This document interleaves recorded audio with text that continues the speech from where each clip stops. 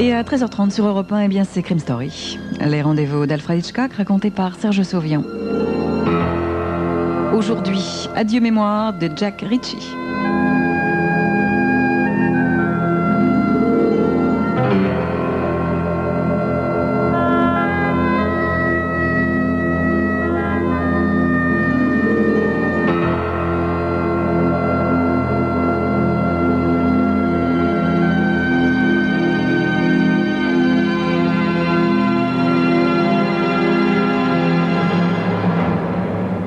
Docteur, je suis atteint d'amnésie totale.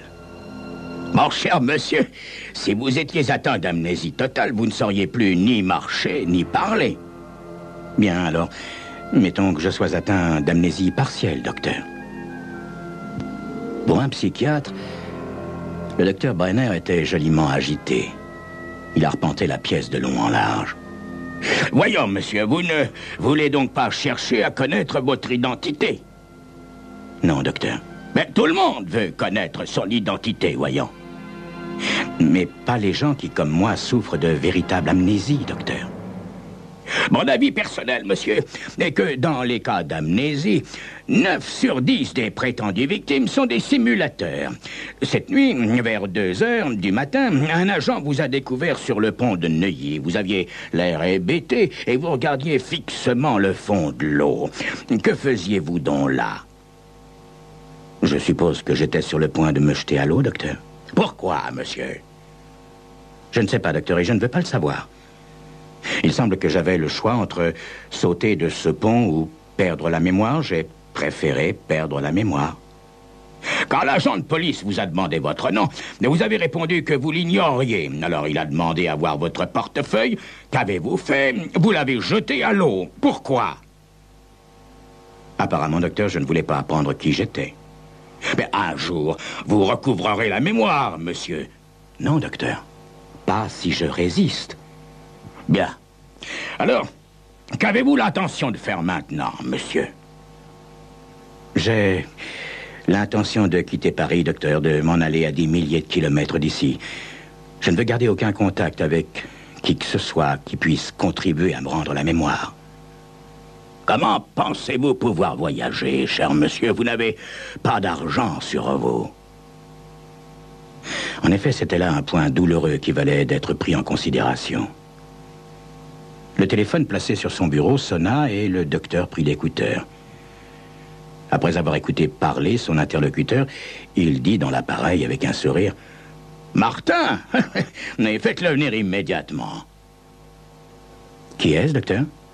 Vous allez voir, monsieur, vous allez voir. L'homme qui entra quelques minutes plus tard était âgé d'une 60aine d'années et avait un peu l'aspect d'un épagnol. « Robert !» s'écria-t-il. « C'est donc vous, Robert? Oh, je pensais bien vous avoir reconnu d'après la description que m'avait faite la police. » Robert, mon Dieu, quel nom révoltant. Je ne peux m'empêcher de demander... Robert, c'est mon nom de famille ou mon prénom? Votre prénom! Votre nom de famille? Non, non. Non, je ne veux pas le savoir. Docteur, ce monsieur est Robert Ballard. Je suis son conseil et son homme d'affaires. Mon homme d'affaires? Je décidai de donner un léger coup de sonde dans le passé. Dites-moi, Martin, ai-je de l'argent? Mais bien sûr, Robert, vous êtes très riche. Docteur, je vais ramener monsieur Ballard chez lui. Je veillerai à ce qu'il reçoive les meilleurs soins des meilleurs médecins. Mais je ne veux pas rentrer chez moi, Martin. Je ne veux pas des meilleurs médecins, je veux simplement de l'argent et quitter Paris. Je vous ferai savoir par la suite où m'envoyer d'autres fonds. Avez-vous un chèque en blanc sur vous? Je crois que 10 000 francs devraient me suffire pour le moment. J'ai votre procuration légale, dit Martin. Mais j'ai le regret de vous dire que je devrais faire opposition sur tous les chèques que vous pourriez signer dorénavant, cher Robert. Pourquoi? Uniquement dans le but de vous protéger contre vous-même, mon cher Robert. Voyez-vous, si vous êtes réellement atteint d'amnésie, eh bien, pour toute opération financière, aux yeux de la loi, vous êtes, comment dire, un incapable. Un incapable? Vous êtes licencié, Martin. Allons, Robert. Dans votre état, vous ne pouvez pas non plus me congédier. Je ne sais pas quelle est exactement la procédure, mais je crois que le tribunal m'instituera votre conseil judiciaire jusqu'au moment où vous aurez recouvré la mémoire ou jusqu'à ce qu'on puisse prouver que vous êtes mentalement et émotivement responsable de vos actes. De quoi vous souvenez-vous au juste, Robert? De rien. De rien. Vous avez besoin de détente après un tel choc, mon cher Robert. Je vous conseille de vous reposer pendant quelques jours. Je suis sûr que Francis saura parfaitement s'organiser et faire en sorte que vous ayez tout ce qu'il vous faut. Qui est Francis? Mais c'est votre valet de chambre, Robert. Bien. Si le docteur Brenner le permet, je vais maintenant vous reconduire chez vous. Martin me conduisit en voiture en longeant le bois de Boulogne jusqu'à Neuilly. Bientôt, nous nous arrêtâmes devant un imposant hôtel particulier. Une fois entré, Martin me guida vers une vaste pièce dans laquelle se trouvait un domestique occupé à ranger des costumes qui devaient rentrer de chez le teinturier.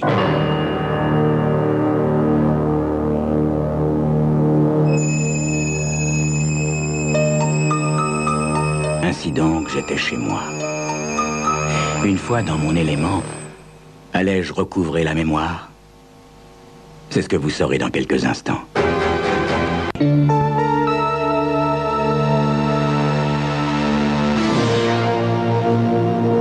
me jetai à l'eau. Bonjour, Francis. Bonjour, monsieur. Martin semblait content. Vous l'avez reconnu, Robert? Mais bien sûr. Monsieur Robert a perdu la mémoire, ou du moins une grande partie de sa mémoire, dit Martin à l'adresse de Francis. Je parcourus la chambre à coucher et constatai que les tableaux qui garnissaient les murs étaient des originaux de Pissarro et de Berthe Morisot. Apparemment, mon amnésie n'allait pas jusqu'à m'empêcher de reconnaître une toile de maître. Mon attention fut soudain attirée par une photographie posée sur une commode Louis XV.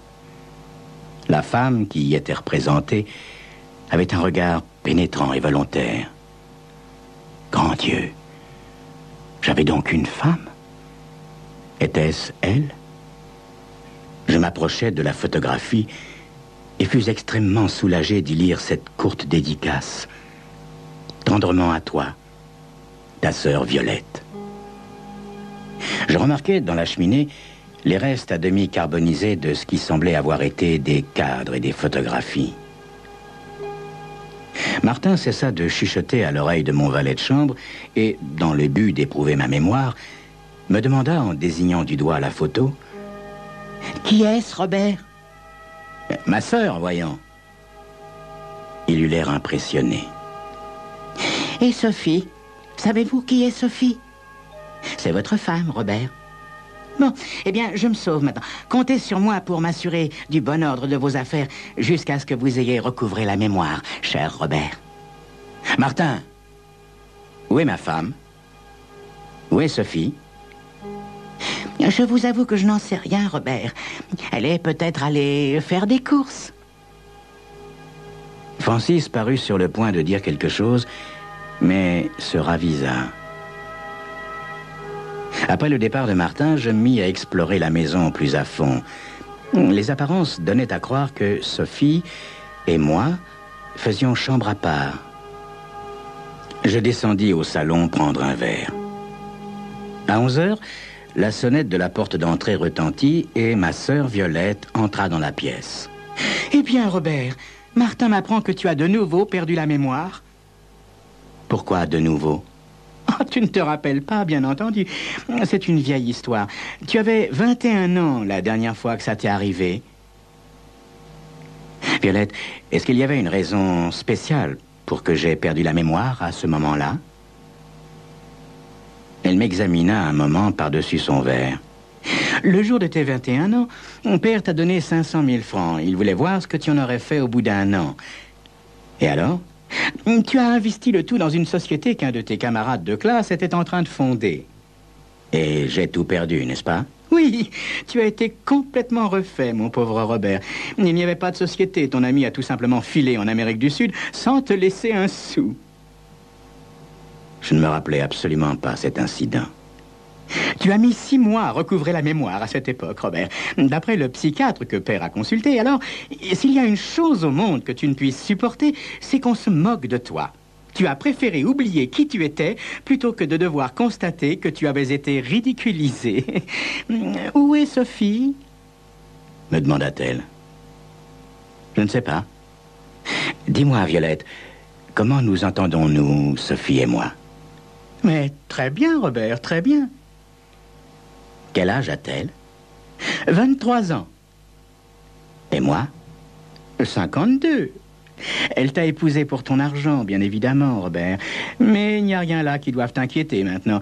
Tu l'as toujours su et tu as décidé d'accepter la situation telle qu'elle était. Dis-moi, Violette, est-ce que je l'aime? Mais bien sûr que non. Sophie n'est pour toi qu'un objet de luxe parmi tant d'autres. Mais tu sembles y tenir. Allez, je me sauve. Au revoir, mon Robert. Après le départ de Violette, Francis vint me trouver. Il semblait effrayé. Est-il vrai que monsieur souffre d'amnésie, qu'il ne peut rien se rappeler? Est-ce que cela vous regarde, Francis? Mais oui, monsieur, parce que je voudrais bien toucher les 300 000 francs. Quels 300 000 francs? Les 300 000 francs que monsieur m'a promis pour ne pas aller trouver la police. Monsieur ne se rappelle pas.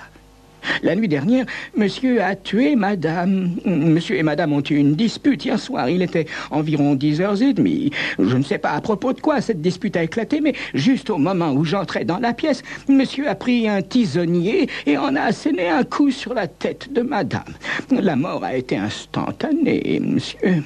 Nous avons mis le corps dans la camionnette et nous l'avons emmené dans la campagne. Monsieur, nous avons enterré madame dans un petit bosquet où je suis certain que personne ne la trouvera jamais, monsieur. J'étais consterné.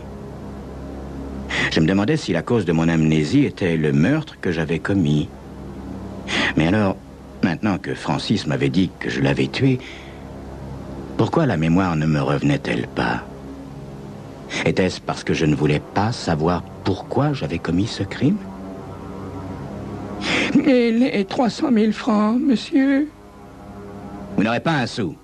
Oh, alors je serais forcé de raconter l'histoire à la police, monsieur. Il était manifeste que je devais en passer par ces exigences, mais pour pouvoir le faire, j'avais un obstacle à surmonter. Je ne peux pas vous donner les 300 000 francs maintenant, Francis. Martin a fait en sorte que je ne puisse toucher un sou de ma fortune avant d'avoir recouvré la mémoire. Dites-moi, Francis, vous travaillez chez moi depuis longtemps? Oh, oui, monsieur. 20 ans. Dans ce cas, je suppose que vous en savez sur moi et sur mes relations tout autant que moi-même. Enfin, tout autant que j'en savais moi-même. Mais c'est fort possible, monsieur. Très bien, Francis. Alors, asseyez-vous. Vous allez me raconter tout ce que vous savez à mon sujet et au sujet de mes amis, de mes ennemis, de mes intérêts, de mes activités. Nous allons faire croire que j'ai recouvré la mémoire. Quand nous en aurons convaincu Martin et les experts, je serai à même de retirer de la banque les 300 000 francs pour vous les donner. Ses yeux brillèrent étrangement. Mes mensonges l'avaient convaincu. Il n'aurait pas été aussi confiant, ce cher Francis, s'il avait pu savoir ce que l'avenir lui réservait. Bien entendu, j'allais être obligé de me débarrasser de lui définitivement, mais pour l'instant, j'avais besoin de lui pour reprendre possession de ma fortune. Au bout d'une semaine de collaboration avec Francis, je me sentis assez sûr de moi pour déclarer tout de go à Martin que j'avais complètement recouvré la mémoire. Martin avait mis un tel soin à protéger ma fortune de mes éventuelles extravagances qu'il me fallut comparaître devant un comité de médecins désigné par le tribunal pour me soumettre à plus de 130 questions destinées à prouver que mon passé m'était redevenu familier. Après cet examen, 3 jours s'écoulèrent encore avant que fût démêlé l'écheveau administratif et que je reprisse possession de ma fortune. Quand Martin me téléphona l'heureuse nouvelle, je fis venir Francis. « Eh bien, Francis, comment aimeriez-vous toucher votre argent? En espèces, je suppose. » Ses yeux brillèrent de convoitise. En espèces, oui, monsieur. En petite coupure, s'il vous plaît. Très bien, Francis. Dans un moment, je vais aller à la banque. J'allai au buffet et pris le verre que j'avais préparé pour Francis. Il contenait déjà la poudre blanche. J'y ajoutais du whisky et du soda, un peu plus sucré pour faire passer le goût amer. Puis j'apportais son verre et le mien. Buvons à notre succès, Francis. Non, je ne bois pas, monsieur. Allons donc, Francis. Je viens de récupérer ma fortune et vous êtes sur le point de récupérer 300 000 francs. Ça s'arrose. Allez, asseyez-vous, mon bon. Il prit son verre, goûtant bien évidemment le plaisir d'être assis en présence de son maître. Je soutins la conversation pendant une dizaine de minutes avant qu'il commençât à dodeliner de la tête. Il lui fallut encore 10 autres minutes pour être tout à fait mort. Non sans difficulté, je réussis à soulever Francis et à le charger sur mon épaule pour l'emporter jusqu'au garage. Je déposai le corps dans la camionnette et le couvris d'une bâche. J'ajoutai au chargement une pelle et une pioche, puis je retirai mon complet et enfilai à la place une salopette graisseuse que je trouvais accrochée à une patère dans le garage. Je pris le périphérique en direction du nord et je sortis à Senlis. Le trafic était peu intense et je traversais plusieurs petites bourgades sans pouvoir me décider à tourner dans l'un des chemins de traverse. Aucun d'eux ne semblait offrir la solitude désirée et je décidai de pousser jusqu'à Pontarmé. Juste à la sortie de ce village, il y avait un embouteillage et je dus m'arrêter. 6 ou 7 automobiles étaient à l'arrêt devant moi et une voiture de police était rangée sur le bas-côté de la route. J'eus un mouvement de panique avant de comprendre qu'il ne s'agissait que d'un contrôle normal de sécurité. Le gendarme allait simplement s'assurer que mon avertisseur, mes phares et mes feux arrière étaient en bon état de fonctionnement. Le gendarme s'approcha de ma voiture. « Vos papiers, s'il vous plaît, monsieur. Permis de conduire, carte grise, vignette, assurance. » Mes papiers. Mon Dieu, mes papiers se trouvaient dans le portefeuille que j'avais jeté du haut du pont de Neuilly. Je fis semblant de fouiller mes poches, puis, avec un sourire confus, je dis... Oh, j'ai dû les oublier à la maison, monsieur le gendarme. Si vous voulez appeler mon homme d'affaires, il pourra vous donner mon identité. Nous nous connaissons depuis 20 ans. Son nom est Martin. Le gendarme fut sans doute impressionné par le terme « homme d'affaires ». Il réfléchit un moment. « Très bien, monsieur, on peut essayer. Quel est son numéro de téléphone ?» Mon Dieu, son numéro de téléphone. Je ne le connaissais pas. J'étais couvert de sueur. Oh, je n'arrive pas à me le rappeler, monsieur le gendarme, mais vous le trouverez dans l'annuaire. Descendez, monsieur, et suivez-moi. Les 3 hommes qui se trouvaient dans la pièce avec moi étaient des inspecteurs de police en civil. Et celui qui avait l'air d'être le chef commença un interminable interrogatoire.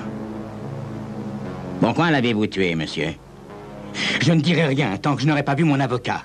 Faites venir monsieur Martin. » « Mais vous ne connaissez ni son téléphone, ni son adresse, ni même son prénom. Et il y a 200 Martins dans l'annuaire, monsieur. Vous admettez pouvoir identifier le cadavre qui se trouve dans votre camionnette ? » « Oui, c'était mon valet de chambre. » « Quel est son nom de famille ? » ?»« Je n'en sais rien, moi. Je ne l'ai jamais appelé autrement que Francis. » « Monsieur, pouvez-vous dire pourquoi nous avons trouvé une lettre qui vous est adressée dans l'une des poches de ce Francis ? » « Une lettre ? Quelle lettre ?» L'inspecteur sortit une enveloppe de sa poche et la posa sur le bureau. L'ayant regardée, je fus pris d'un tremblement. Je me souvenais de tout. Absolument de tout. Contrairement à ce qu'avait voulu me faire croire Francis, je n'avais pas tué Sophie. Elle était en vie et retrouverait bientôt son amant. Je n'avais pas besoin de lire cette lettre. Chacun des mots qu'elle contenait me revenait à la mémoire comme autant de coups de poignard. « Cher Robert, Je t'ai épousé pour ton argent et tu m'as épousé parce que j'étais quelqu'un d'agréable à avoir en sa possession.